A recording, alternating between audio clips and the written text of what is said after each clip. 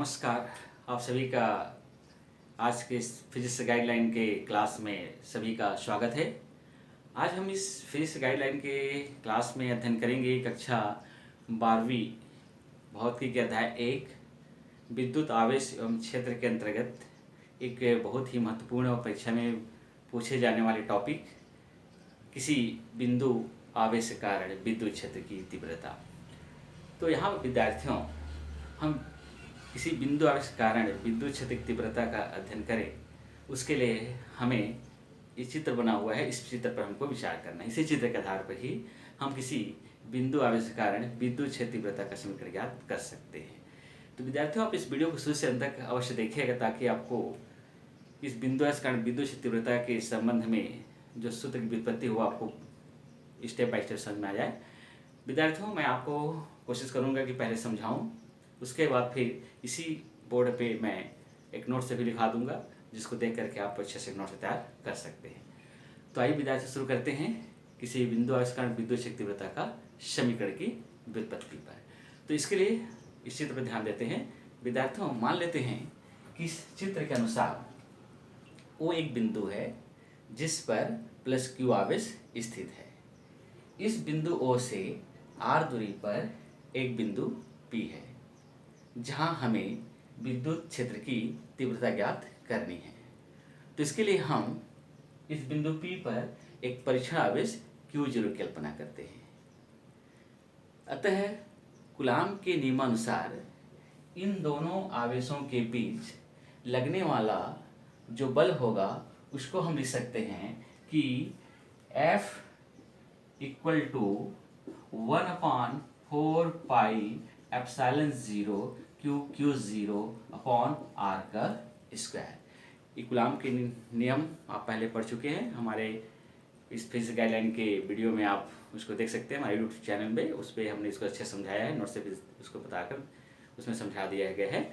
अब मान लेते हैं कि इस बिंदु P पर यदि विद्युत क्षेत्र तीव्रता E हो, तो हमने पूर्व में पढ़ा है कि विद्युत क्षेत्र की तीव्रता का जो सूत्र होता है वो होता है E बराबर F/Q0। अब क्या करते हैं, इस F के मान को यहाँ रख देते हैं।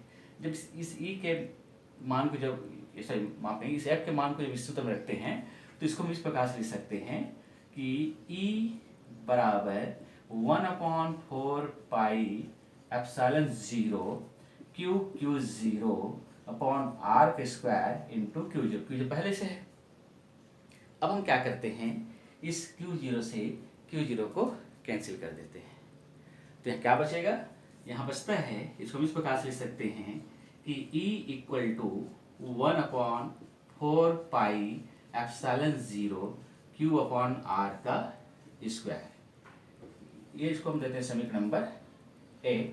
शायद इसको मात्र लिख सकते हैं न्यूटन अपॉन कूलाम। अगर ऐसे पद्धति निकालते हैं तो ये समीकरण नंबर 1 है। लेकिन यदि मान लेते हैं कि यदि इन दोनों आवेशों के बीच में वायु या निर्वात के अतिरिक्त कोई अन्य माध्यम हो, तो इसी समीकरण को हम इस प्रकार से लिख सकते हैं कि E equal to 1/4 pi epsilon 0 capital K Q upon R का स्क्वायर। ये इसको न्यूटन अपॉन कूलाम, इसको हम समीकरण नंबर 2। जहां यहाँ पर K क्या है, K अन्य माध्यम के लिए परावृत्तांक कहलाता है। ठीक है। अब ये तो किसी बिंदु आवेश कारण विद्युत तीव्रता का समीकरण है वायु या निर्वात में या अन्य माध्यम के लिए। लेकिन यदि मान लेते हैं इस समीकरण 1 को या 2 को हम सदिश रूप में लिखेंगे, तो सदिश रूप में लिखेंगे तो हम इस प्रकार से लिख सकते हैं। यदि हम समीकरण 1 और 2 को सदिश रूप में लिखें तो देखिए यहाँ पर क्या लिख सकते हैं, सदिश रूप में क्या हो जाएगा, समीकरण 1 और 2 यहाँ पर इसको हम लिख सकते हैं कि E vector equal to 1/4 pi epsilon 0 Q upon R के स्क्वायर इंटू R का कैप। ठीक है, जहां R कैप, इसको पढ़ते हैं R कैप, जहां R कैप OP दिशा में एकांक सदिश को प्रदर्शित करता है, या एकांक सदिश है ये, ठीक है। और जहां आर कैप पर आप लिख सकते हैं, जहां आर कैप इक्वल टू होता है आर वेक्टर अपॉन आर, ठीक है। तो अब हम क्या करते हैं इस समीकरण में, यदि हम आर कैप के जगह में यहाँ पर वेक्टर आर अपॉन आर रखें तो समीकरण 1 और 2 सदिश में किस प्रकार से जाएगा, तो यहाँ पर देखेंगे तो समीकरण 1 एवं 2 से यहाँ लिख सकते हैं E vector equal to 1/4 epsilon 0 Q upon R के square into R vector upon R. अब इस आर का मल्टीप्लाई कर देते हैं, तो आर का मल्टीप्लाई करेंगे तो हमें क्या मिल जाएगा, यहाँ पर यदि आर का मल्टीप्लाई करते हैं तो ये जो सूत्र हमें मिलेगा वो लिख सकते हैं यहाँ पर कि E vector equal to 1/4 epsilon 0 Q upon R के क्यूब इंटू आर वेक्टर। तो ये जो समीकरण है ये सदिश रूप में किसी बिंदु आवेश के कारण विद्युत क्षेत्र की तीव्रता का समीकरण है। तो विद्यार्थियों इससे मैं एक नोट्स के रूप में यहाँ पर लिख रहा हूँ, आप इसको बढ़िया से नोट्स बना लीजिएगा। तो मैं इसको नोट्स के रूप में पुनः आपको बता रहा हूँ। तो आइए विद्यार्थियों हम तैयार करते हैं नोट्स किसी बिंदु आवेश के कारण विद्युत क्षेत्र की तीव्रता का व्यंजक पर। जैसे कि इस चित्र में आप देख रहे हैं कि O एक बिंदु है जिस प्लस Q आवेश स्थित है। इस बिंदु O से, इस बिंदु O से, इस बिंदु O से R दूरी पर एक बिंदु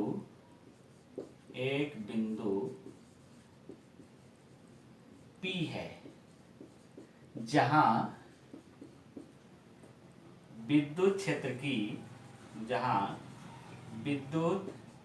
की तीव्रता ज्ञात करनी है। विद्युत क्षेत्र तीव्रता क्या करनी है, ज्ञात करनी है। आप यहाँ देख रहे हैं कि वो एक बिंदु है जिस प्लस की ओर से स्थित है। बिंदु O से R दूरी पर एक बिंदु P है जहां विद्युत क्षेत्र की तीव्रता ज्ञात करनी है। तो इसके लिए हम क्या करेंगे, इस बिंदु P पर एक परीक्षण आवेश Q0 की कल्पना करते हैं। तो उसको भी हम यहाँ लिख देते हैं। तो मैं इसको यहाँ ले लेता हूँ। इसके लिए बिंदु P पर एक एकांक धनावेश, बिंदु P पर एक एकांक धनावेश या परीक्षण आवेश, एकांक धनावेश या परीक्षण आवेश Q0 की कल्पना करते हैं। यहाँ पर परीक्षण आवेश Q0 की कल्पना करते हैं। Q0 की क्या करते हैं, कल्पना करते हैं। ये तो कूलाम के नियमानुसार इन दोनों आवेश के बीच लगने वाला बल क्या होगा, तो यहाँ पर लिख सकते हैं। अतः कूलाम के नियमानुसार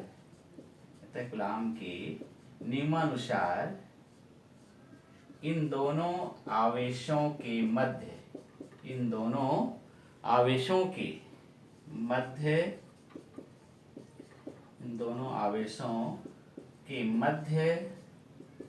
लगने वाला बल, इन दोनों के बीच लगने वाला बल क्या होगा, लगने वाला बल।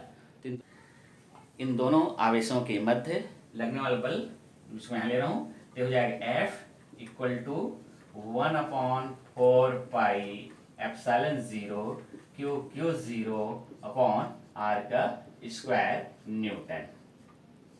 ये इन दोनों आवेशों के बीच लगने वाला बल है। यदि मान लेते हैं कि इस बिंदु P पर विद्युत क्षेत्र तीव्रता E हो, तो हम जानते हैं E बराबर होता है F/Q0 जो पूर्व में आप लोगों ने पढ़ा है। तो आप लिख सकते हैं कि माना कि बिंदु P पर विद्युत क्षेत्र की तीव्रता, माना कि बिंदु P पर विद्युत क्षेत्र की तीव्रता कैपिटल E हो, तो हम जानते हैं कि E बराबर होता है F/Q0। ये हम लोगों ने पूर्व में पढ़ा है कि किसी विद्युत क्षेत्र में रखी परीक्षण पर लगने वाले बल और उस आवेश के अनुपात को विद्युत क्षेत्र की तीव्रता कहते हैं। अब हम क्या करेंगे, इस F के मान को यहाँ रख देते हैं, इस सूत्र में रखते हैं। क्या रखते हैं, क्या लिखते हैं यहाँ पर हम, उपरोक्त सूत्र में F का मान रखने पर, यहाँ पर रखेंगे, रखते तो क्या हो जाएगा, ये हो जाएगा E = 1/4πε0 Q0/r²। नीचे में पहले से Q0 है, इस Q0 से Q0 को आप कैंसिल कर दीजिए, तो समीकरण क्या होगा हम यहाँ पर लिख देते हैं। उसके बाद तो अगला जो उसका समीकरण आता है, मैं इस पे यहाँ पर ले रहा हूँ, तो उसको लिख सकते हैं यहाँ पर, या E = 1/4πε0 Q/r²। ये जो है SI पद्धति में वायु निर्वात के लिए किसी बिंदु आवेश के कारण विद्युत क्षेत्र की तीव्रता। तो विद्यार्थियों, यदि इन दोनों आवेशों के बीच में वायु निर्वात यदि कोई अन्य माध्यम हो, तो इस स्थिति में हम इस समीकरण 1 को इस प्रकार से लिख सकते हैं, जैसे कि अन्य माध्यम के लिए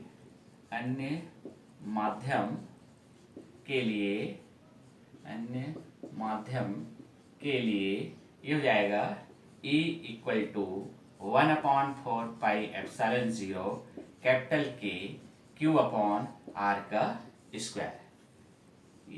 इसको आप ऐसे पद्धति लेते हैं तो न्यूटन/कूलम्ब लिख सकते हैं। इसको हम समीकरण नंबर 2 देते हैं, जहां K क्या है, तो लिख सकते हैं, जहां कैपिटल K अन्य माध्यम के लिए परावैद्युतांक कहलाता है। यहाँ पर क्या है, कैपिटल K अन्य माध्यम के लिए परावैद्युतांक है, जो हम डाइलेक्ट्रिक कांस्टेंट कहते हैं। ये आप कूलम्ब के नियम पढ़े हैं, उसमें कैपिटल K को हमने समझाया था आपको।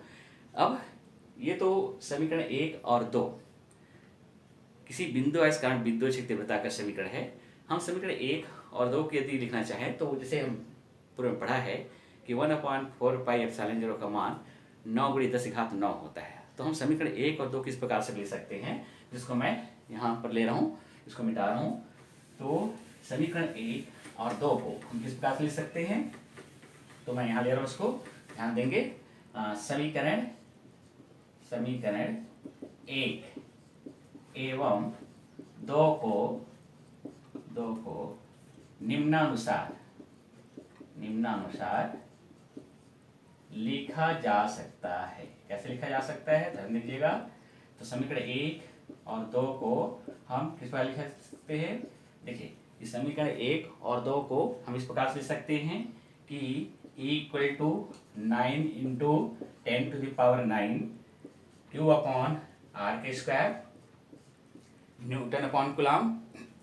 इसी प्रकार यह स्पेशल लिख सकते हैं, E = 9 × 10⁹ 1/K Q/r² न्यूटन/कूलम्ब। जब आपको किसी विद्युत क्षेत्र तीव्रता का न्यूमेरिकल प्रॉब्लम सॉल्व करना है तो आप इसी समीकरण का उपयोग करेंगे। लेकिन विद्यार्थियों, यदि हम इस समीकरण 1 और 2 को सदिश रूप में लिखें तो हम किस प्रकार से लिख सकते हैं, जो मैंने आपको समझाया था। तो मैं इसको यहाँ पर ले रहा हूँ, यहाँ पर ध्यान दीजिएगा। यदि हम समीकरण 1 और 2 को सदिश रूप में लिखें तो कैसे लिख सकते हैं, यहाँ ध्यान देंगे। यदि समीकरण 1 एवं 2 को सदिश रूप में लिखें, समीकरण 1 एवं 2 को सदिश रूप में लिखें तो कैसे लिखेंगे, यहाँ पर इस समीकरण 1 और 2 के हम सदिश में लिखते हैं, तो समीकरण 1 और 2 के सदिश में कैसे लिखेंगे, यहाँ ध्यान दीजिएगा। इसको हम लिख सकते हैं E vector equal to 1/4 pi epsilon 0 Q upon R square R cap, या इसको ऐसा लिखा जा सकता है E vector equal to 1/4 pi epsilon 0 capital K Q upon R square R cap. चाहे तो इसको आप समीकरण नंबर 3 और इसको 4 दे सकते हैं, जहां जहां आर कैप ओपी के अनुदिश, ये जो आर कैप है इस ओपी के अनुदिश एकांक सदिश है। ओपी के अनुदिश एकांक क्या है, सदिश है, ये एकांक सदिश है। और इस आर कैप को हम इस प्रकार से लिख सकते हैं, जो मैं यहाँ पर ले रहा हूँ उसको ध्यान दीजिएगा यहाँ पर। तो चलिए इसको मैं इसके बाद के स्टेप इस बीच वाले पोर्शन पे लिख रहा हूँ विद्यार्थियों, थोड़ा ध्यान दीजिएगा। तो इसको हम इस प्रकार से लिख सकते हैं, देखिए ध्यान दीजिएगा, बहुत सोल्यूशन तक यदि आप देखते हैं बहुत अच्छे से नोट्स आप तैयार कर सकते हैं। जहां आप लिखेंगे कि जहां R cap equal to R vector upon R होता है, ठीक है। अतः इस वैल्यू को हम समीकरण 3 और 4 में रख देते हैं। अतः समीकरण 3 एवं 4 से इस मान को रखेंगे तो equal to 1/4 pi epsilon 0 Q upon R के स्क्वायर, और इस आर कैप की जगह में हम इस वैल्यू को पुटअप कर दें तो ये हो जाता है आर वेक्टर अपॉन आर। ये इसको मल्टीप्लाई कर देते हैं, इसको मल्टीप्लाई लगा दीजिएगा तो E vector equal to 1/4 pi epsilon 0 Q upon R cube R vector. तो ये जो समीकरण है ये सदिश रूप में किसी बिंदु आवेश कारण विद्युत क्षेत्र तीव्रता का समीकरण है। अन्य माध्यम के लेते हैं तो आप यहाँ पर कैपिटल के लगा सकते हैं, जैसे कि इसको लिख सकते हैं इसी प्रकार से कि E vector equal to 1/4 pi epsilon 0 capital K Q upon R cube R vector. तो ये जो समीकरण है विद्यार्थियों, ये जो समीकरण है ये सदिश रूप में किसी बिंदु आवेश कारण विद्युत क्षेत्र तीव्रता का समीकरण है, वायु निर्वात के लिए तथा अन्य माध्यम के लिए। और थोड़ी सी विद्यार्थियों को ये भी ध्यान रखिएगा, यदि इस बिंदु P पर यदि प्लस आवेश रहेगा तो विद्युत क्षेत्र तीव्रता इस OP की दिशा में होगी, और ऋणावेशित या ऋण आवेश की स्थिति में जो विद्युत क्षेत्र E की जो दिशा होगी वो P से O की ओर होगी। तो विद्यार्थियों आप इस वीडियो को सोल्यूशन तक बहुत धैर्य से देख लीजिएगा और आप एक अच्छे से नोट्स तैयार कर सकते हैं। इंपॉर्टेंट टॉपिक है, परीक्षा में कई बार पूछे गए हैं और मुझे आशा है कि आपको ये वीडियो पसंद आया होगा।